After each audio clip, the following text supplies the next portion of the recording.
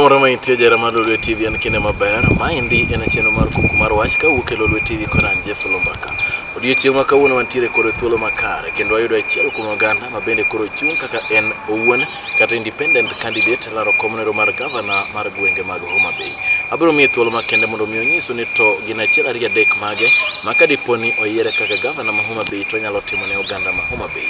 To bende wadwa penjo achiel kachiel ni to nyiso ni telo masani mwasebedo godo mar Homa Bay ka achiel kod sirikane magwenge mamoko to setiyonwa e yo machalo nade wan kaka oganda mawuok e Luo Nyanza. Abiro rwake mondo mi omos nyiso nyinge kae to dhi nyime kod twak machalo kama. Arwaki e studio. Erokamano Oloo. Erokamano. Amora ahinya miya thuolo mar wuok oganda. Erokamano. An iluongane Medo Misama, Medo Misama, kata Ngire Misama. Awuok Homa Bay County kendo e gweng' mar Sindo Suba. To e thuolo masani en thuolo ma wadwaro nyiso ogandawa ni sa osechopo ma Homa Bay County onego water mbele. An kaka achiel kuom jotelo ma Homa Bay ayuak e chunya to kendo gima osetimore higni 4 kata 5 mosekalo. County wa en county ma Nyasaye ogwedho kod mwandu mar lowo to gi mwandu mar ji ma wan go ma waluongo ni natural resources and human resource. Homa Bay Nyasaye ogwedho kabisa kendo wan gi mwandu. Wan e Kenya e wan gi percent maduong' ahinya mar pi ma e nam Victoria kata nam Lolwe. Wan e nam ma Lolwe ma e Homa Bay County wan gi chula ma dhi islands ma dhi over 20 ma magi are all gin kuonde ma nyalo konyo kabisa weche mag ohala mar tourism. To higni 5 gi onge gimosetim moloyo e county mar Homa Bay nikech jotelo manyo nitie nyobedo gi mibadhi ma pesa manyoa mar piny owacho gitiyo go yo marach. Omiyo e thuolo ni an awuok kaka wuod piny adwa na tine jopiny e yo kaka jaote gi ok kaka ng'at ma boss maneno ni en bondie kalaj to mano te konyo oganda ok osekonyowa. Koro miyo e thuolo ni an awuok kendo an gi chir kendo awuoyo gi jopiny ni awuoyi ma otegno kendo romo abro tiyo ne yawa mondo mi Homa Bay odhi mbele.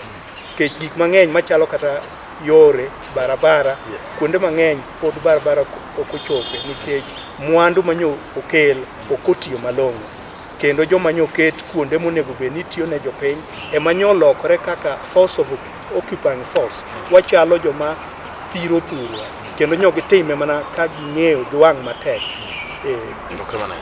Rokane nya professor nyiswa ne to achiel kachiel kasane wacho ni wuok oko mondo mi nene ikonyo gwenge mag Homa Bay. Wacho ni higni 4 mosekalo jo Homa Bay osebedo ka winjo maber. Nyiswa ni sani eri idwa dhi chung' kaka ichung' e laro kom mar governor ma Homa Bay. Kendo dwe mar 8 ibiro bedo e ballot paper. Nyiswa ni to itiyo kod duond od bura mane koso idhi kaka in owuon. An gima ng'eyo achung' kaka an awuon. Nyone go beni achung' asebedo ka chung' kaka an awuon. Chakre 2013 e diere mana kwayo kom mar Senate. To omiyo an ok an ng'at manyo temo siasa. An gadieri ni e thuolo ni en thuolo makende monego wakony Homa Bay County bed gi dongruok mowinjore. Omiyo sani an kod sera mara kata policies maga mawacho maduong' mokwongo pesa manyo michiwo higa ka higa en pesa mang'eny moloyo bilionde 5. Pesa ni ka otigo gi wich maler kendo otigo yo maratero de wayudo kuonde mang'eny kata ma pige nitie wanyalo timo go irrigation e Lake Victoria me Homa Bay County wan kod gimoro ma joturwa waluongo ni water hyacinth. Water hyacinth ni kuonde mang'eny king'iyo dho wath man Kindu Bay. Water hyacinth nyodino to pesa manyocho yudore higni 5 gi te nyo gin pesa ma ne wanyalo tiyo. Water hyacinth ananene ni ka paro nitie gi rieko mowinjore en gima wanyalo tieko kendo en a resource itself. Ne wanyalo loso factory wa harvest wakao hyacinth ne pi to hyacinth ko tigo yo malongo wanyalo loso kata kalatese machalo webuye peppermint. Mano nyalo konyo piny.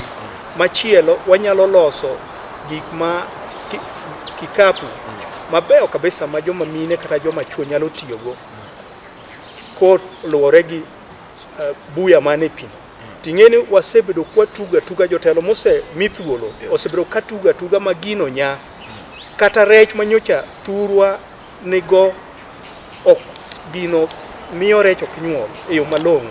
Koro buya ni ka donje telo mabedo governor mar Homa Bay County, priority mara adwana deal gi that menace mar water hyacinth dichiel.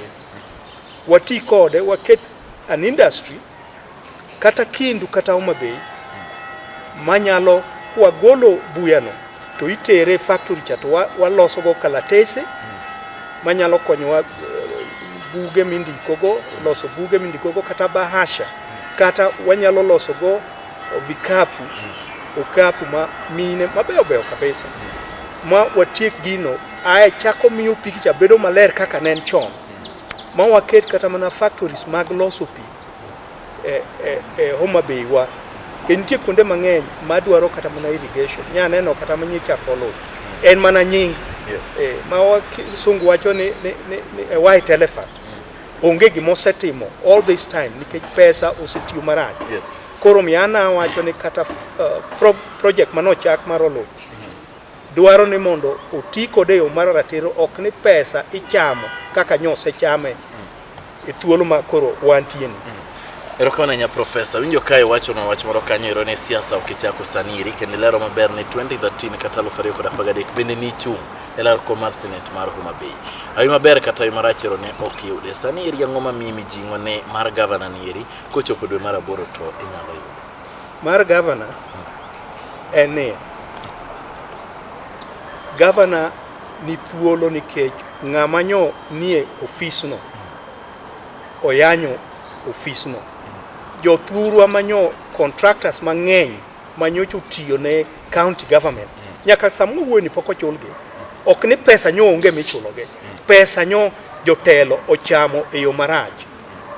An gadiere ni nyo iwinjo kata gima nyo timore Kisumu ka ng'ama jatelo nyalo kawo pes jopiny $1,000,000 molo $1,000,000 ni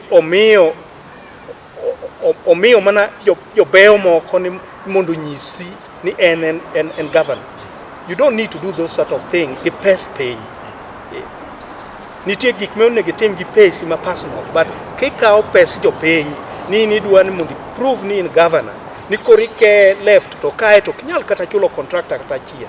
Contractors modhuro ma Homa Bay County manyo otiyo ma longo otam chul nyaka kawuono to pesa to nyicha nitie billions and billions. Nitie kata evidence ni pesa mang'eny ji golo Homa Bay County kabiro ng'iewo go kata udi e piny mar Nairobi. Ji kawo pesa ma Homa Bay County dhi tugo go kata e piny mar Meru ni gimiel kono ni mondo nyisre ni gin governor. You don't need to do that. And I think there is a mistake. Ne jothurwa no timo makosa nwa yiero ji nikech jothum osepako gi moko iwinjo ni japesa wang'e lando kae to ji nyo yiero gi e uma to weyo ng'ama wiele machalo kaka Profesa Misama matike otimo buch sabuni ng'ama nyalo tiyo ne piny yiero ng'ato nikech bondi ye duong'. Gima kama ayuak ni jothuro wang'ni wabede jomariek ka thuol kel lokruok madieri. Erokana nya Prof.Medo Misama to nyisani awinjo kawacho ni jothurwa ne otimo makosa kata ne giboth kaw thuolo mar yiero jomi wacho ni ok oseyudo ka konyo piny maber. Nyiswa ni sani eri kaka Prof.Medo Misama ichung as an independent candidate. Nyiswa ni to kaluwore god kaka oganda wa osebedo kago ombulu to molego ne mag Luo Nyanza. Iparo ni independent candidates untiere kod thuolo machalo nade mondo miyo yiero kwa ng'eyo ni duondo buche mamoko bende nitiere Luo Nyanza ma bende samoro nyalo wacho ni nitiere kod teku maduong' e kinde ka kinde mwasebedo kwane. Mokwongo jochung' makendgi katiba mar Kenya emorwako ok en gima Profesa Misama mokelo ene katiba marwa mane waketo higa gana 2010 omiyo ng'ata mochung' kaka independent ji omiye luor kendo mago joma thuondi obed ng'ama miyo kata ng'ama dichuo bedo independent en gima chik mar Kenya mopuodho ang'eyo ni propaganda ni oko kono nyase winjo kiwache ni ng'ato wacho ni ka ng'ama mochung' independent en Jubilee mano gima nonsense not true an asechung' kaka independent kata ka Jubilee masani nitie ni ne onge that time na Profesa Misama na chung independent nikech ukora mane e chama kata vyama maji paro ni gine vyama man goteko nyo ka yiro margi gitemo nyo gimayo joma nyocha jopiny dwaro gimayo tiko e dier moko na wacho ni tatizo mantiere e pinywa ma Nyanza nitie gimiluongo ni nomination rent ma the highest bidder emimiyo otiko to ng'ama jopiny dwaro ituono koro mae momiyo jopiny mang'eny obedo independent kendo sani chiegni every constituency me Luo Nyanza kata me Homa Bay nigi independent candidates kata nigi MCA mang'eny manyo jopiny dwaro manyo nikech rem margi ni nyok gin chiwo nomination rent kaka dwarore omiyo an gi tir kendo gi chir asebedo kachung' kaka independent nikech ang'eyo ni ukora nitiere e vyama ma luongore ne dongo vyama okima tine ji dhano anakwayo juthurwa Homa Bay yieruru dhano wadu tok chama ok dhi konyu chama oponge ukora emomiyo pesa jopiny ikwalo left and right gi jochama go wan kata gi mbunge machielo e Kenya ka iluongo ni Serut noyiere kaka independent moloyo jachama mane intim niluongo ni Fred Kapondi kendo tiyo maber kabisa maonge okora ne jothurwa omiyo an awacho ni jothurwa ma independent mi giuru ombulu ok gin kiluongo gi kata ni gin jo Jubilee an awacho ni so what ero wacho ni gin jo Jubilee so what you know mana alone ok nyal konyo jothurwa an achung' adwa na bed governor mar Homa Bay County ka kwayo jopiny kendo abro wuotho ka achiel gi MCAs ma independent kan gi MPs ma independent kan gi senators ma independent kan kendo abro kwayo joma nie e chama e vyama nikech joma dhiero gombulu not all of them are members of the party but gimoro nyo nitie kama ji assume ni joma nyocho oyier kata dong e chama mamoko go ni kanyoche gikale nomination ni koro automatically ni gin MPs kata ni gin senators kata ni gin government. That is not true. Sani kore kwadhie e yiero madieri man wuoyi ma bondi duong'no adwaro ni wabeda bda kode pap kwa kwayo jopiny an matiko timo buch sabuni be jopiny ogoya mana kogno kaluwore gi gima nyalo timo negi an e siasa sani asebedo e siasa for more than 34 years makata joma ntie sani gi Homa Bay County very few people I can say have actually done or gone through the processes masede omiyo ang'eyo ni an kod chir kendo an kod adiera ni abro tiyo ne jopiny omiyo akwayo jothurwa joma mine gi joma tendo yie wakel lokruok madieri wang'ni e Homa Bay County ok joma dhi miel kudwaro joma dhi miel ato kanya onge kudwaro joma bonde gidongo nikech gise chamo mwandu mar jopiny e yo marach kik uchandru koda tan adwa na tinu gadieri giler gichir maonge akwede. Erokamano ahinya Prof.Medo Misama. Winjo kae ywak chien kata chande kiwacho ni duond od buche mantiere kata ideologies ma samoro parties gini godo ema ok osemori kinde ka kinde. Inawacho ni mainde mosemiyo samoro inise chung independent, iwacho ni chako 2013 ni chung mana kaka in iwuon kendo sani. Iwacho ni nitiere oganda ma oikore, iparo ni oganda ma iwacho ni nitiere rent ma gichulo. Sama oganda dhi e welo chande kar oganda ok dhi welo kanyakla iwacho ni oyo wan wachung' kaka candidate ABCD wadhi welo, nitiere jok moko ma golo mwandu moro mondo mi gibed favor. Mano nitie penja MCA manyodongi kata MPs mang'eny manyodongi ma jopiny odwaro to komiyo otiko nikech nomination rent imiyo the highest bidder. Kichulo mang'eny ochalo minada mar dhok, ng'ama oyie golo pesa mang'eny mimiyo dhiang', kata ni ber machalo nade, koro adieri mar beri no keng'e. To mano gima osebedo katimore, it is in Jubilee Party, it is in ODM, it is, you name all these parties miluongo ni goteko. Koro en ni gisebedo gi teko nikech gipidho jotelo mag party gi. To mae Luo Nyanza to osethirowa kabisa. Wadwaro ni Homa Bay County, wasebedo ka wan wago ombulu e yo matir kendo kwa support. To koduogo sach dongruok gi chiemo tiketo wan wabede gama an mage gik madagi, kendo I would be very happy kata wabede debate kata mana gi jotelo man gotekugo mondo truth be said. Adieri en Nyanza ema jomusomo kabisa Kenya ae. To Nyanza moso e Homa Bay County waonge kata university achiel. Siaya nigi university, Homa Bay County nigi university, Migori nigi university, Homa Bay kende maonge university. Dakupenjire nang'o. Omiyo ata wacho ni nitiere deliberate moves mar thirowa. Kata mane thuolo ma kori wacho ni kia ni jo independent gi jo Jubilee. Homa Bay County kende ma kata president ma Kenya poko visit.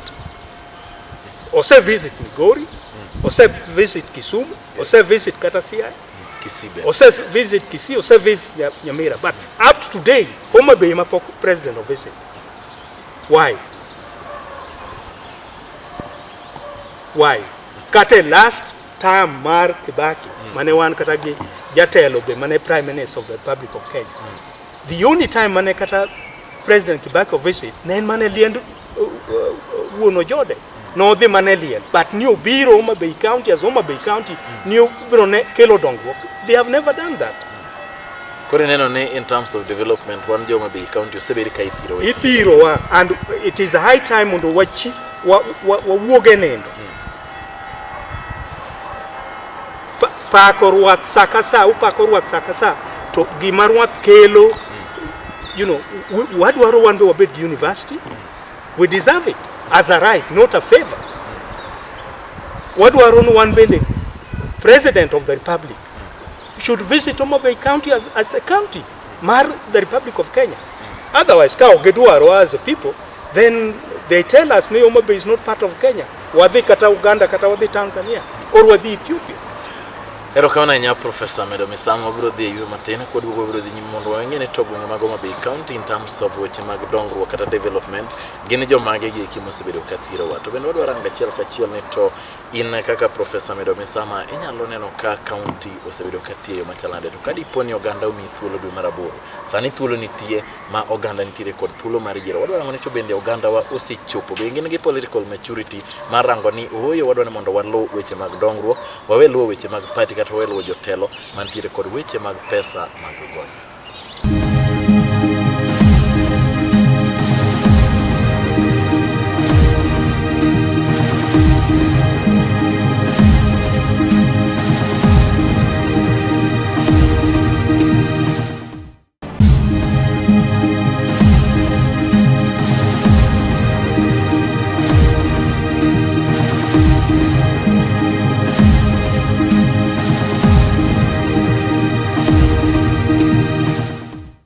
Kamoro moro maite jara malulu tibo cha kod wege thuolo mar ariyo pod wadhi nyime kod Prof.Medo Misama ma bende dwa chung lara kom mar governor Homa Bay County ka bende ochung en owuon kata independent candidate achiel kachiel usewinjo weche mano oseyudo ka yuago kane pok wadhi e yueyo sani ri kwa duogo wadwa ng'ene to Prof.Medo wacho ni e gwenge mag Homa Bay County osebedi ka ithirowa e kinde ka kinde ok ang'eyo ni gin jotelo mosemi thuolo mondo timo oseyudo ka thirowa kosang'eni thirnieri osebet ka wuok kanye Professor chakaruok e thuolo mar ariyo erokamano yuak mapek miwuoro kaka in ng'amo somo maber mogo buk mabende wiye wacho ni tiki en timo buoch sabun kendo timo buoch somo maber.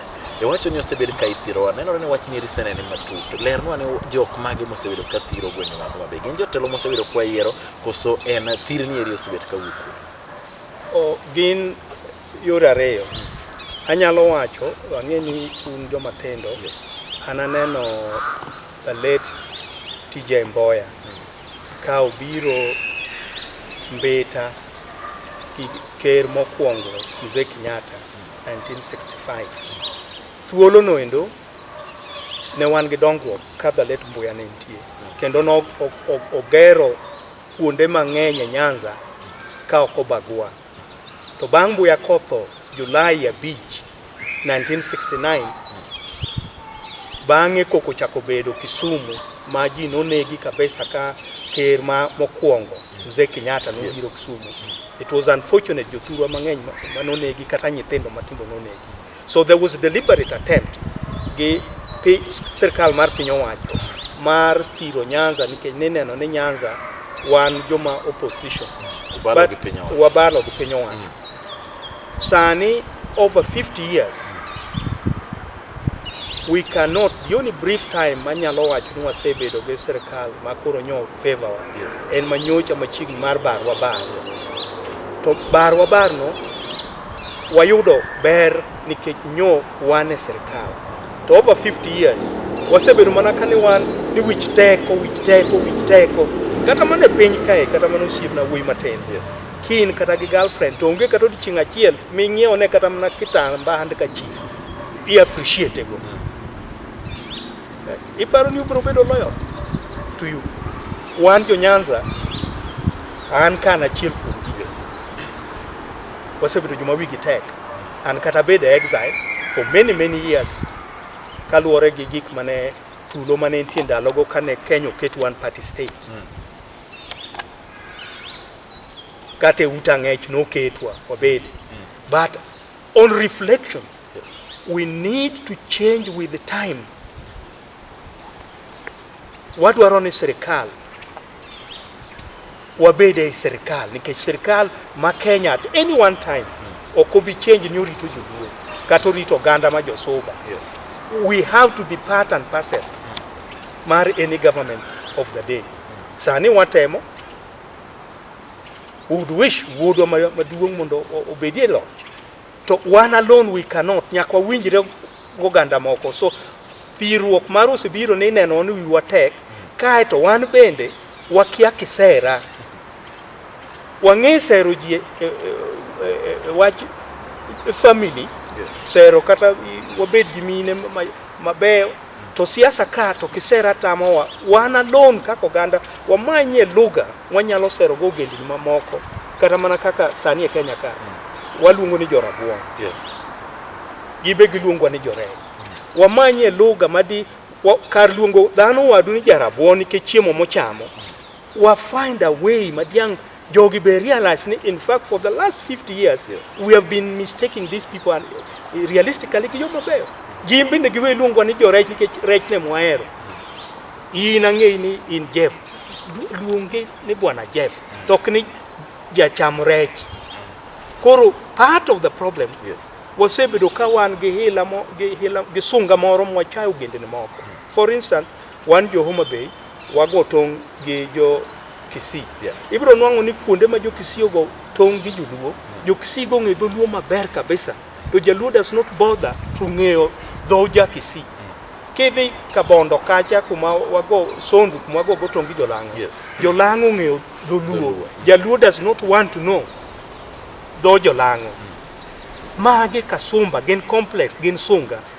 Ka jaluo nyalo wacho kisungu maber mar Muingereza moa over 10,000 kilometers away. To mar nyathigi ka to tame the best monyalo describe en jarabuon. Kumo go itongi to Korea. Waluongo gi ni jo watende. We use language mamiyo yani wenenre jo making. Ki luonga ni jawatende kara ni ne odangi magi ne mila wan kata chon ni winyo kino no onagi nikech wagolo leke auchiel. But that should not miyo oganda moro chawa en mana mila gi desturi marwa. Koro an ayuago ni part of thir mosethirwa en wan wawegi wasebedo josunga. Iwinjo? Wasebedo josunga. We have to change this. We have to change this. Wakao ni wan jo Kenya. Oxygen masani ayueni. Ki miye jakuri ok nyal yue. Oyue. To kiluonge ni jatende. Ni ng'amo dang' iteni. Mano kata pi mimodho nono ok nyal mimo. Koro wan wawegi gigi moro ibro nwang' ka oganda wacho ni ni an ka Misama osewacho an koro ok athagra abro timo gima Misama wacho. You must interrogate me. Penja ure to miwacho ma ere kaka wadhi chopo kacha. Ne wan gi meeting midwaro sabore ere kaka wabro dhi kanyo. Waonge gi ndega, waonge gi jongware, waonge gi mtoka. To and distance mabor. So we really need to angomo miyo wan Homa Bay wan chien kabisa e maendeleo. To wan be ma watima gik moko mokwa penjo. Ka ng'ato biro ni bundi duong' wacho chane manen. No, that is not enough.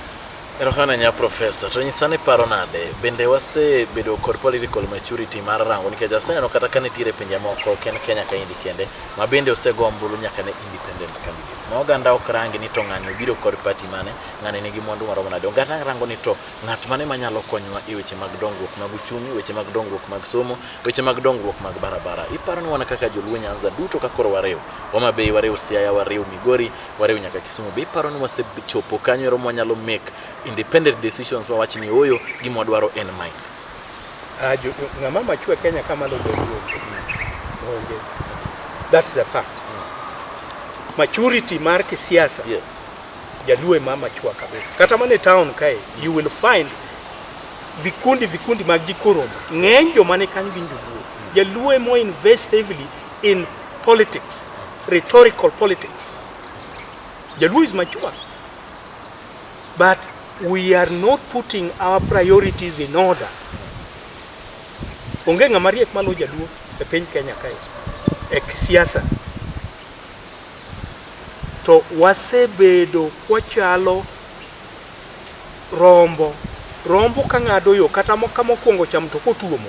Moko gi tebende mtoka tuomo nikech gin gifili gimane the leader dwaro cha kata the leader wacho marach to gin giluwo. Sani e koro an kai an kara jo Jubilee gat kiage ne gin. To achung independent masebro kachung. Why do you label me? Ni aja Jubilee. I would then say so what? Era aja Jubilee. Nikech be onge parliament e Kenya ka miluongo ni parliament ma jo Jubilee. An kata chung independent abro dhi mana romo gi jo Jubilee go be kacha. Sama uromo kacha musachi gi be the same. Gimoro amora gi ang'o momiyo oko ka tu uchocho wiji ni maja Jubilee. Is the same mistake momiyo for all the time for over 50 years. Yes. Onagi jaluo gi jarabuon gibedo manipulated. The moment ma jaluo gi jakikuyu bro tiyo kanyakla Kenya ka Kenya will be a developed country. Because work tiyo gi energy mang'eny kwa bedo thenge instead of working together. Sani president mantie ne en jakikuyu. President manyucha nitie be ne jakikuyu. So what is the problem? Has there been rain? Koto stamorichwe nikech jakikuyu president. Chieng' rieny mang'eny nikech jakikuyu president. No, we just have to kanitie kumarach kata kanitie yiero election nyo tim marach. Kaka nitie kuonde ma election osatimore marach. We say no. Kasani nomination nyo nitie mar ODM. Ang'o momiyo makosa otimore? Jakikuyu ema nyo run those elections. No. Kama makosa wuodo otimo makosa gi encourage nomination rent. It is wrong whether it is Jubilee or it is ODM. Whether it is NAC Kenya or it is NAC Uganda. It doesn't matter. Makosa and makosa. But kikwasir oganda wa nikech en ng'atwa to otimo makosa. Sama gichiemo kata sani Homa Bay County. Ibro nwang'o ka sama ng'ato chiemo to chiemo kende. To ka koro idwa challenge nikech makosa ne robo wachni gini mar jo karachonyo. Ere kuma jo Homa Bay no owacho ni governor ma Homa Bay nyaka bed jakarachuon. To kata ken jakarachuon, jokarachuonyo gi joma beyo kabisa ok giwacho ni ng'ama ne nitie mabundi duong'ni oketh pes mwandu piny. Otamre chulo contractors. Sami tamori chulo contractors, are you not jakarachuon?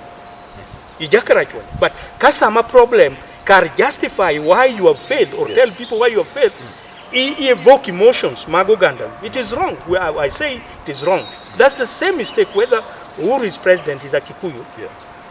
If he cannot deliver for us, we say no. And I want to correct the other time, nyo Serikal Marbar Oba. Yes.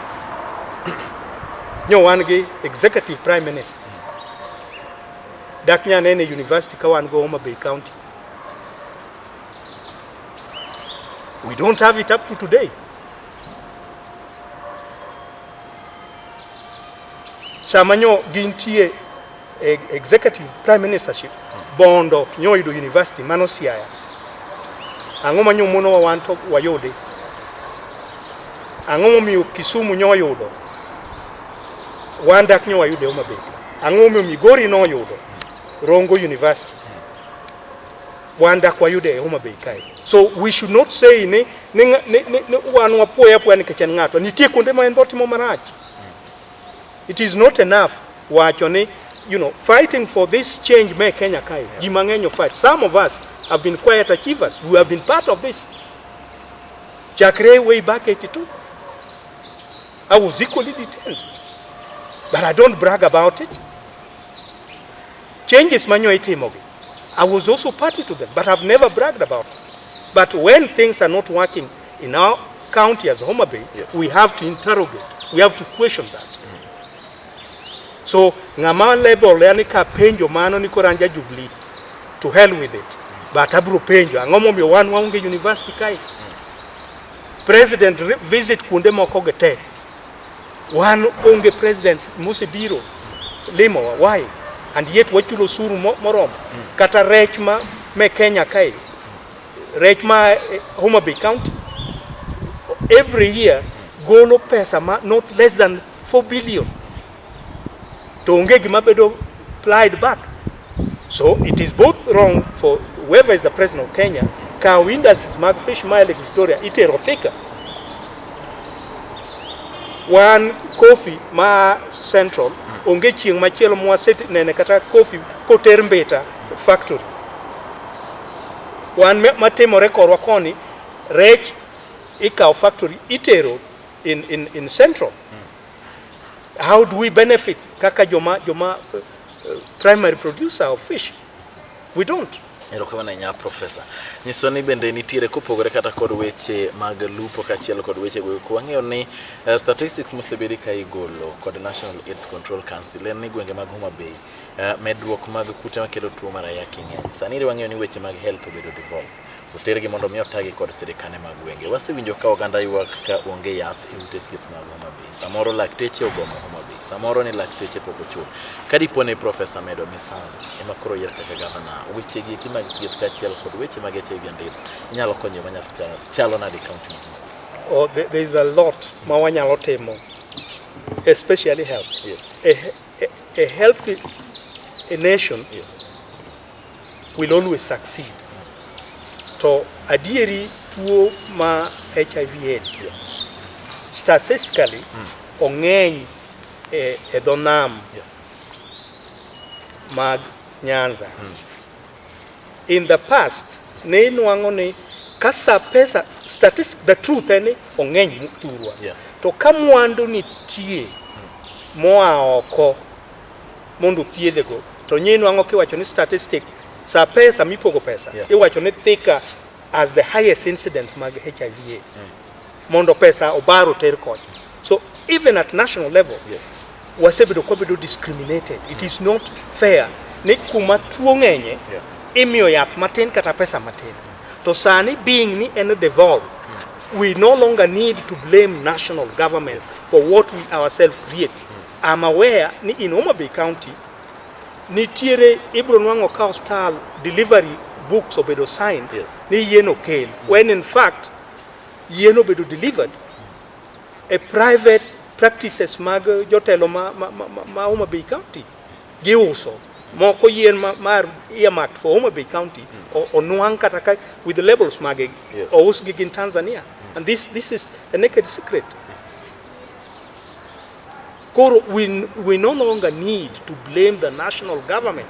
Carry source to one go to one wegi emwatu no jo waya one wegi kuma kata sindo inwangoni indiko ni yen is supposed to be in the hospital, but you can't get it in isine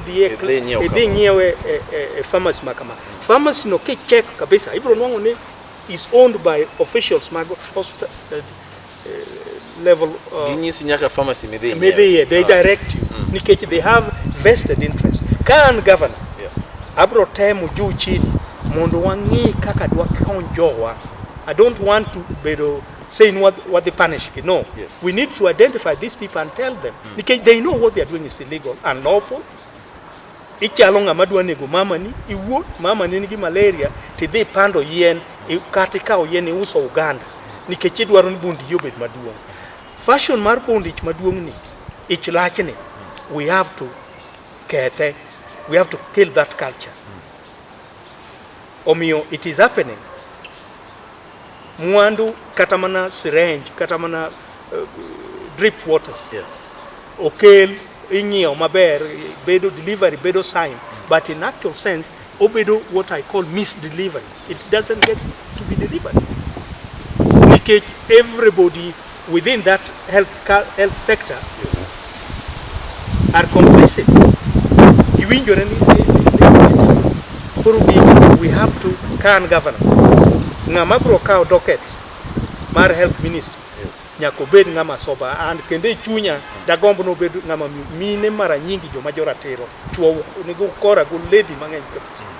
Rokone nya professor to insani weche mag mibadhi mabende kata kirango dit queries mosebedo ka igolo kod Auditor General mana idwado huko nitiere mwandu malal ma ok ng'eni to gin mwandu malal dik machana to gin mwandu mag jopiny gin pesa michulo kod taxpayers an gi in mama uso omena edo nam chande mi ngado suru mare mama uso ng'ato nigi duka ne matin emi ngado suru mare tiro ne pesa nieri ok tigo do maber e county mati nyalo address. No, county government, like any other county government, works within the laws of the Republic of Kenya.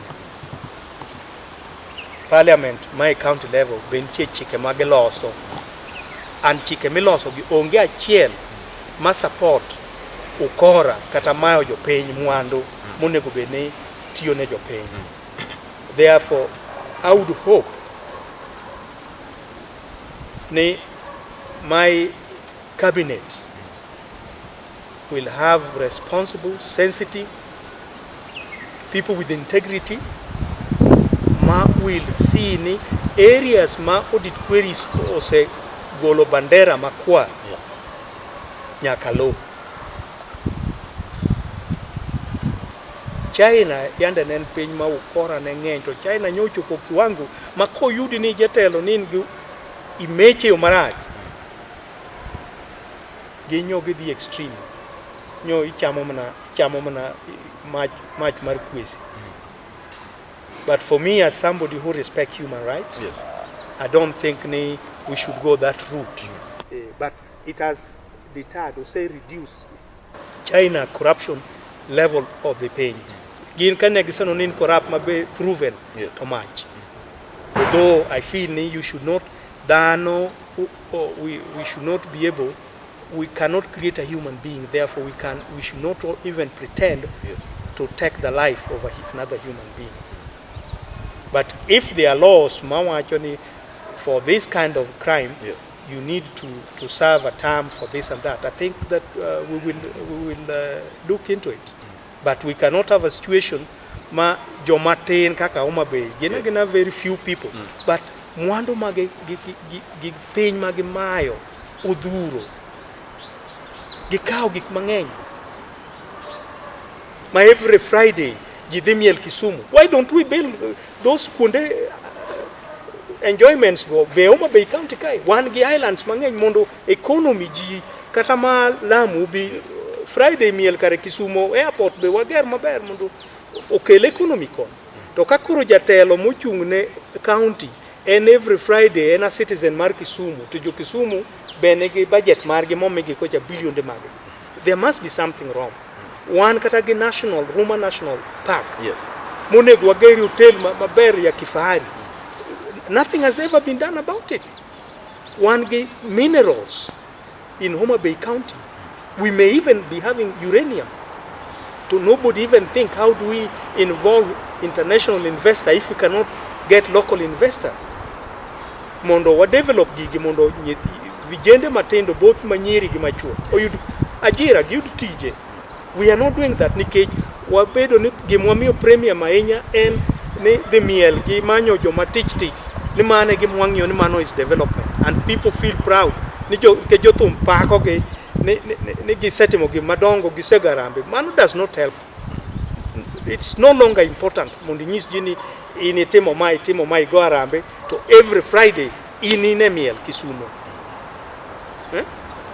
To ine wuon penyo, you are the father of the county called Homa Bay. In gi motoked every morning iduogo Homa Bay. In the evening in gi motoked motimo nyoyo idhi nindo Kisumu. That is not good. That is not a good example of leadership.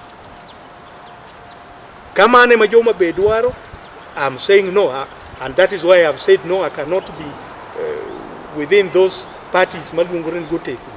Because oteku ngamani go take when dano, the voter engamani gi power. Omian the voter engama duoro. I don't give a damn about joma ilungo ne kia this no. Ngama duoro en Nyasaye to gi jopiny a voter mage joma nigi. Pero wacho ni Homa Bay County e igni ang'wen manyaka wachak bedo kod sirikane mag gwenge nieri ok osetiyo ne oganda ma jo Homa Bay. Osebedo sirkal ma jakuo. Okwalo jopiny. Omiyo kata gik moko ma ginyiso ji ni ji orwak 6 piece. Dhano ma kawaida kata 3 piece masani is out of fashion. Kirwako 6 piece mani chalo ng'ama uso lewni. A street. Omiyo kik ng'ato gundu jothurwa ni 6 piece ma go waura gakono. Governor ng'ama tiko timo buch sabun chemwa miyo. MCA wamiyo Onyango Cholan. MP wamiyo Rosemary Aweno. Mane gimo onego tim to gimoro ni 6 piece kik ng'ato gundu jothurwa. Emose mi wasedok chien Homa Bay, waonge kata mana university, waonge kata gi pige, ti wawuonda ni ng'ane ka osewacho ni mane gimwatimo. Kik watch 6 piece and nonsense. Kata yini wuon midwa wuonde ni go 6 piece. Iserwako lewni auchiel odichieng' achiel. Kata idhi mana ka wendo kata kamari miluoro.